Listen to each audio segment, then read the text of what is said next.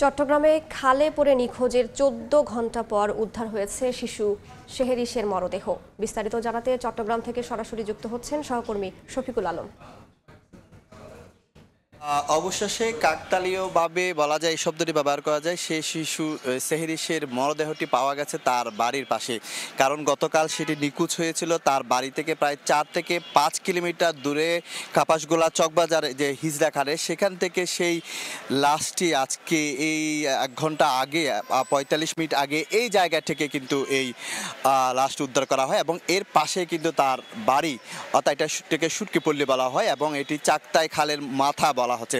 এখান থেকে তার মরদেহটি উদ্ধার করে, অর্থাৎ সবুজ নামে এক ব্যক্তি সেই প্রথমে তার হাত দেখতে পায়, পরবর্তীতে তার শরীর দেখে সেটি নিশ্চিত হয়েছে যে সেই শিশুর শরীর। পরবর্তীতে আরো দুই একজন মিলে সেই মরদেহটি উদ্ধার করে তার পরিবারের কাছে ফিরিয়ে দিয়েছে। এখন সে পরিবারের কাছে, তার মা বাবার কাছে তার মরদেহটি রয়েছে। হয়তো আইনি প্রক্রিয়া শেষে পরবর্তী যা করা সেটি করা হবে।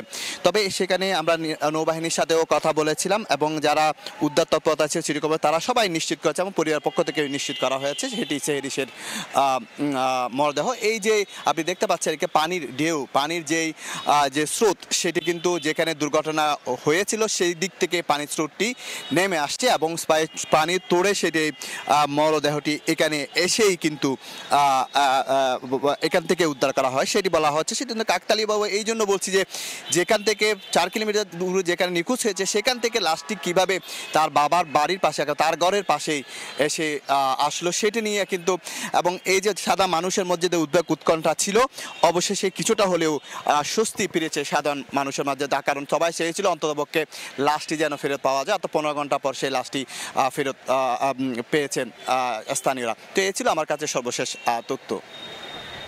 ১৪ ঘণ্টা পর উদ্ধার হয়েছে শিশু শেহেরিসের মরদেহ, সেই খবরই জানাচ্ছিলেন সহকর্মী শফিকুল আলম।